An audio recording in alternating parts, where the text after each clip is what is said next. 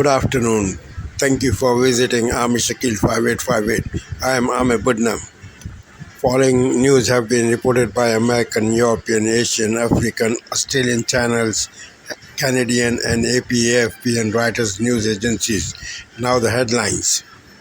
Exchange of fire between Israel and Hezbollah. Israel strike Gaza again, killing at least 32 people. Hezbollah drone strike Israeli Prime Minister house. Trump and Harris are campaigning in Michigan vigorously.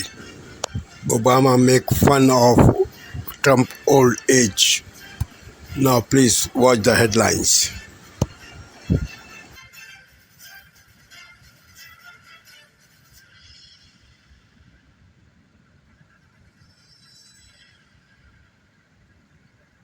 If you are exhausted on the campaign trail, it raises real questions about whether you are fit for the toughest job in the world. Tonight, the battle for Michigan. With 18 days to go, Donald Trump and Kamala Harris crisscross the Great Lakes state. I'm not even tired. I'm really exhilarated. The drugstore in your neighborhood may be closing. Why? Prices are going up. Consumers are fed up. That's bad news for traditional pharmacies. Plus, the major shakeup at CVS Health. You have your name on a building. That's huge. It has to be someone that you just know would be right. And it's Friday, so we go on the road with a school custodian who teaches us the power of kindness. These kids get sick. You think they go to the nurse to start with? They go to her. She's there for each and every one of them. The CBS Evening News starts now.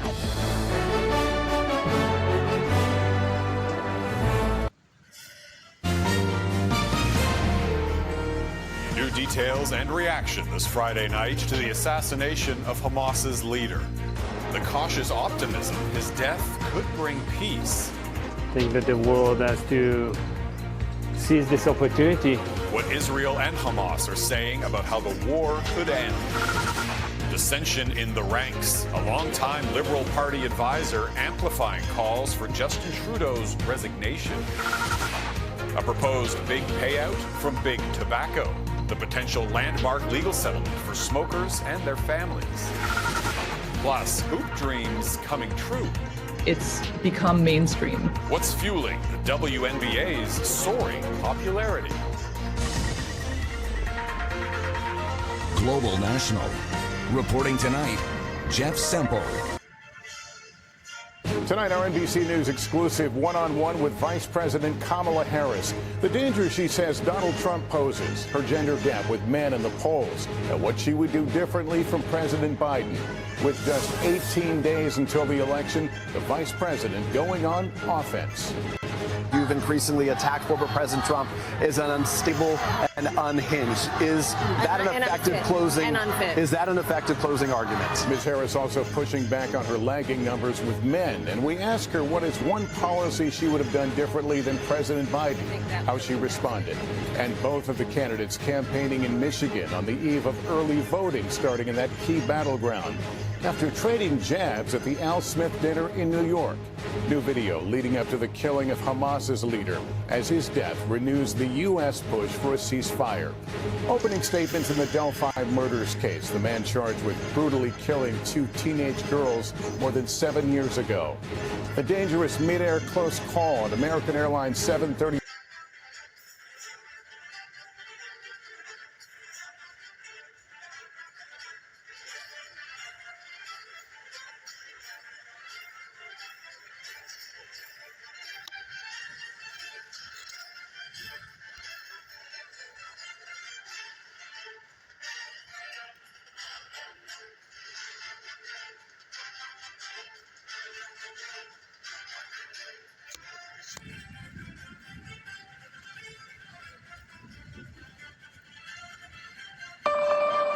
We are in Detroit, Michigan, a crucial battleground state that could swing the U.S. presidential election. The race here is a true toss-up, and that's why tonight both candidates are here in the Detroit area.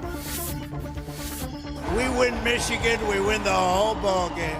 It is so good to be back in Michigan.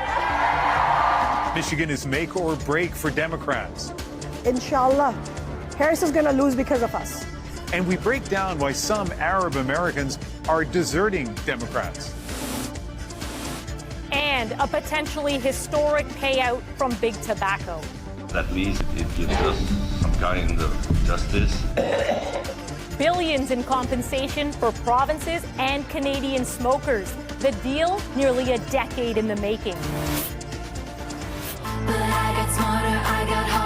Hackers target Canadian Swifties on the hunt for tickets by posing as Facebook friends. It's beyond the financial loss. It's really the heartbreak that we see. How to know who is selling and who is scamming. From CBC News, this is The National with Christine Birak and Ian. 5 teenagers from Hamilton have been arrested in connection with the sexual assault of a teen girl in Vaughan. It happened on October 6th near Norwood Avenue and Jane Street. Police say the victim was approached by a group of boys who brought the girl to a secondary location where they sexually assaulted her. 3 of the accused are 15 years old, 2 of them are 14. They are all facing several charges, including forcible confinement and sexual assault.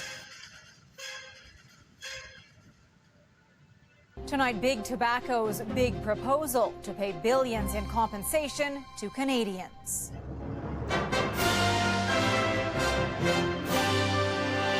It was his fight, and he died because of his addiction. Held to account for hiding the health risks of smoking. It's an absolute historic day. The potential payout and its future impact. There's nothing in it to actually reduce smoking. A countrywide blackout in Cuba after a major power grid collapse. Parties make the final push on election eve in BC. This is the time for us all to stick together. We are just going to make sure that we put people at the focus. And transgender politics hit the campaign trail in Saskatchewan. The scary spike in the cost of Halloween candy.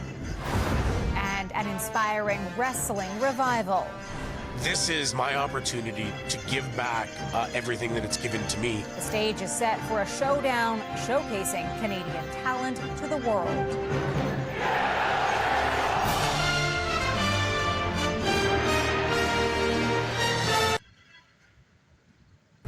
Tonight, breaking news as we come on the air. 18 days to the election. Kamala Harris taking aim at Donald Trump tonight amid reports of exhaustion. Trump now firing back. Both are in Michigan.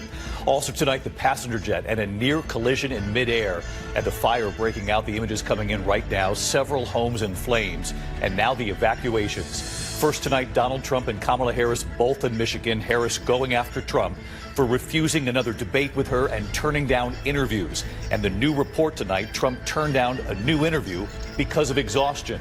What Trump just said about that. And the fight for Michigan with Harris and Trump both in Detroit tonight, a city Trump insulted just days ago. The images coming in at this hour, this fast-moving fire in Oakland, California, several homes up in flames. The evacuations now underway. The passenger jet and the near midair disaster, an American Airlines passenger jet and a Cessna suddenly entering the same airspace, 400 feet from one another. The American pilots alerted by their warning system. The stunning new video here tonight, an Israeli tank firing on that building where the mastermind of the October 7th attack was hiding. Tonight, Israeli authorities say he was killed reportedly by a gunshot to the head. And now the question, had that Hamas leader been hiding near the hostages who'd been killed? Tonight, new developments in the case of the Menendez brothers nearly 3 decades after their murder conviction.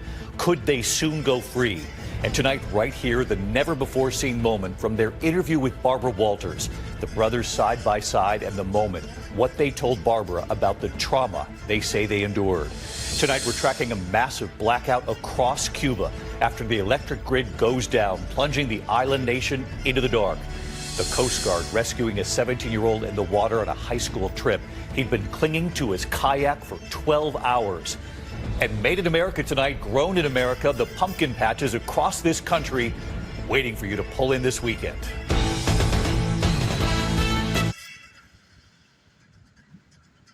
This is from a headline from Axios. They're saying Trump cancels a streak of events with only days until the election. And meanwhile, Vice President Kamala Harris and Barack Obama are questioning Trump's fitness for office. Can you imagine? Listen. Now. now, he is ducking debates and canceling interviews. Come on. And check this out. His own campaign team recently said it is because of exhaustion. Well, if you are exhausted on the campaign trail, it raises real questions about whether you are fit for the toughest job in the world. You would be worried if your grandpa was acting like this. You'd call up your cousins and you say, have you noticed? So imagine it coming from a guy who wants to be given unchecked power. Tucson, we do not need to see what an older, loonier Donald Trump looks like with no guardrails. Okay, I had a couple of points to make real quick. I just can't take the richness. I know. This is beyond rich. I mean, have these very same people, I don't know, how long have this been an issue? Joe Biden's competency, Joe Biden's age, Joe Biden's senility. It's years. These very same people have sold us on the fact that he is sharp as a tack. So to hear them now lob this same argument, again, familiarize yourself with the idea of projection. Second, if Donald Trump were exhausted, I would be forgiving of that fact. I mean, he has been literally everywhere. And any human being, forget politician, because no politician is matching his energy and appearance schedule. Every single one of us look at that, again, just common sense and go, man, that's got to be tiring. And I would be very forgiving if all of a sudden they checked out of an interview and said, I'm a little tired today, I'm exhausted. I would understand. But then third, let's take a look. Let's compare the records. Right. Yeah. Exactly. Look at this chart. This shows you all the different appearances and I'm Amna Nawaz. On the NewsHour tonight, the killing of Hamas's leader echoes throughout the Middle East and sends the war in Gaza into an unpredictable new phase. Western North Carolina residents contend with a lack of basic needs and overwhelming grief as they try to rebuild after Hurricane Helene. And Afghan women whose education was cut short by the Taliban find another chance to fulfill their dreams of being doctors in Scotland. We all have a hope because that's something I believe in. Of course, I want to go back and serve my people. On ABC TV and ABC iView. This is DW News live from Berlin. Hezbollah rockets and drones strike northern Israel. Israeli defenses intercepting incoming missiles, but one person is killed in the assault. And a drone targets the prime minister's home. This as Israel presses ahead with its offensive against the militant group. Also coming up, a close but difficult relationship. Germany's chancellor is in Turkey for talks, with the two allies divided over support for Israel and the war in Gaza.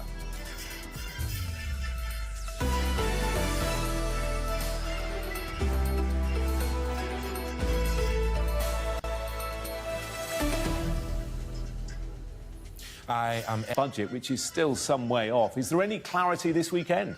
Well, one of the big issues, Jonathan, is about tax. And if you roll back a few months to pre-election, the Labour manifesto had a line in that manifesto in which it said, we will not raise taxes on working people. And Labour do stand by that. But there is one way that hundreds of thousands of people could end up paying more tax, and that's the tax threshold. That's the amount of money that you can earn before you're liable for either the basic tax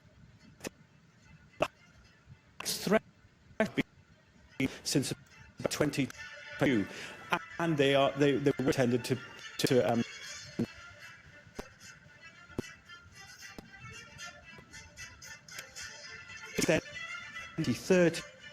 Now, what does that mean?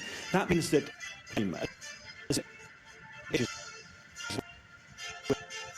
tax frozen. They could themselves tax. And now, Institute of Fiscal Studies estimates that 400,000 people who aren't eligible to pay tax today could find themselves paying tax. And 600 people could.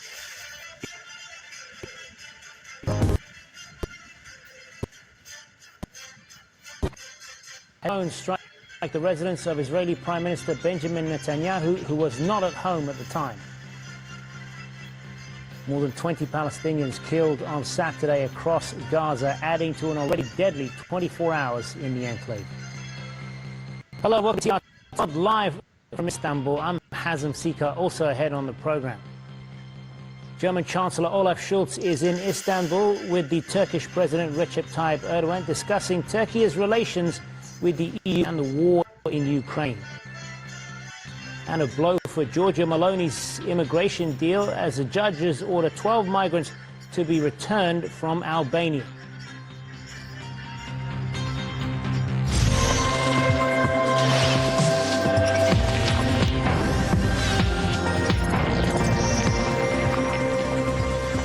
Hello, we begin in Israel, where Prime Minister Benjamin Netanyahu's office says a drone targeted his residence near Tel Aviv. The Israeli military said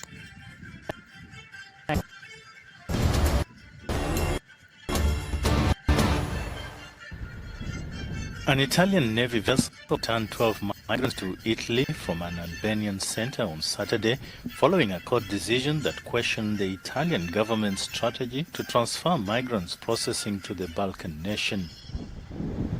The migrants boarded the Guardia Costiera ship at the Shenzhen port for their trip to Italy.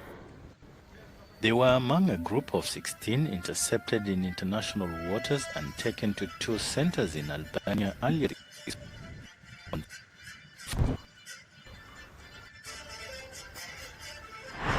Kenya's High Court has issued a temporary order stopping the replacement of Deputy President Rigathi Gachagua. The announcement came minutes after both Parliament and the Senate approved the appointment of Interior Minister Githure Kindiki as the country's new deputy. He's a close ally of President William Ruto, who'd nominated him earlier. He was removed from office late on Thursday after senators voted to impeach him on 5 out of 11 charges, including gross violation of the Constitution. He'd failed to appear before them on Thursday to defend himself, requesting a postponement after being admitted to hospital with chest pains, a request 24th of October, which will hear and then determine the validity of the constitutional issues raised. For the first time since his suspension in mid-July, Chancel Mpemba, the Congolese defender, has been brought back into the professional squad. Olympique Marseille revealed this news on Thursday by sharing a video on its social media platforms. Mpemba, who has been sidelined throughout the summer and away for an extended period, is now back in the fold. Fresh off an international break where he captained his national team to 2 victories over Tanzania, he has joined former teammates and met several new players.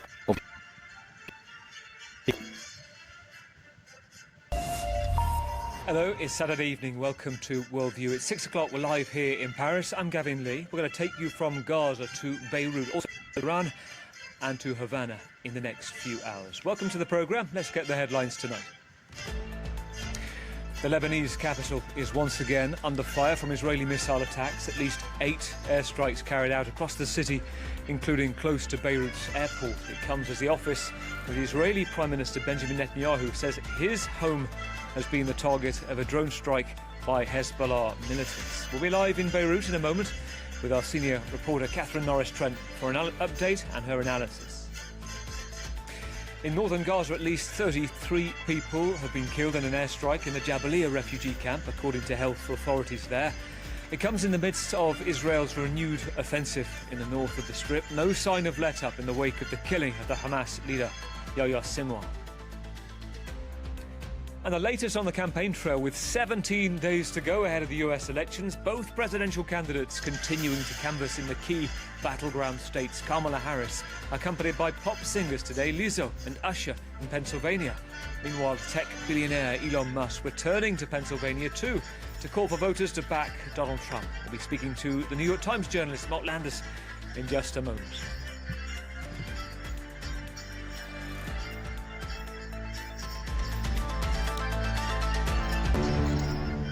Hello there. Let's check the headline news this hour. Israeli planes have dropped leaflets over southern Gaza showing a picture of the dead Hamas chief, Yahya Sinwar, along with a message that says, quote, Hamas will no longer rule Gaza. The leaflets also say that whoever hands over Israeli hostages will be allowed to live in peace. But hopes that Sinwar's killing would lead to a ceasefire are dimming as Israeli forces press their offensive in Gaza. Palestinian officials say fresh Israeli strikes have killed at least 32 people across the Strip. The attack on Al-Maghazi refugee camp killed at least 11 people, including children. Residents are still searching through the rubble for bodies and possible survivors. Israel also launching airstrikes on its northern neighbor Lebanon, hitting the southern suburbs of Beirut shortly after it ordered residents to evacuate. This marks its first attacks in 3 days on the main stronghold of Hezbollah. Earlier, the Iran-backed militant group fired a salvo of rockets at northern Israel, killing one person and damaging buildings and vehicles. The IDF says Hezbollah also fired several drones, with one directed at Israeli Prime Minister Benjamin Netanyahu's holiday home in Caesarea. The leader was not in the house at that time, and no casualties were reported. South Korea's spy agency has released satellite images claiming to show North Korean soldiers being transported by Russian military vessels to Vladivostok. It says 1,500 special forces are already undergoing training in Russia's Far East and will likely be deployed for combat in Ukraine. Moscow and Pyongyang deny the allegations. British Foreign Secretary David Lammy says businesses and his government want stability and clarity in relations with Beijing. He made the comments at the end of his two-day trip to China as the UK seeks to reset ties under the new Labour government. Mr. Lammy says more dialogue is needed to bring about better understanding and change. But he noted that his government will put UK interests first when it comes to national security. And that is the latest from the CNA newsroom.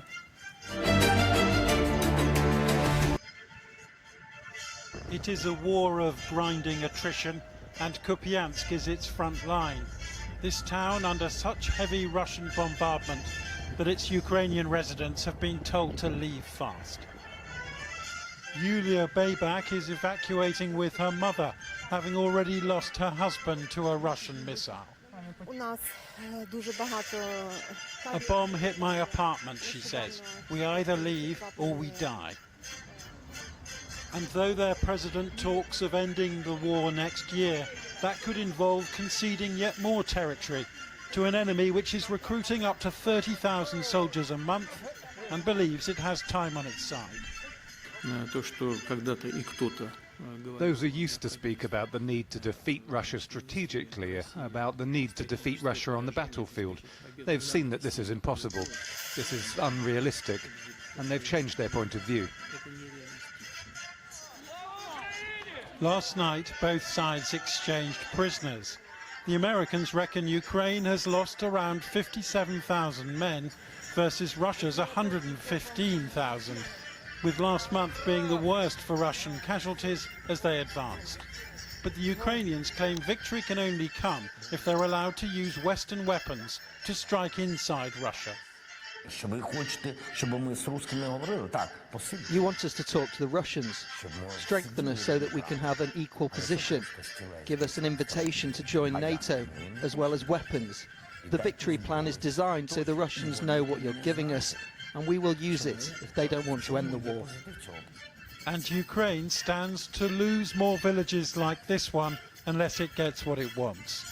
The battle now on to retake ground before a third difficult winter at war.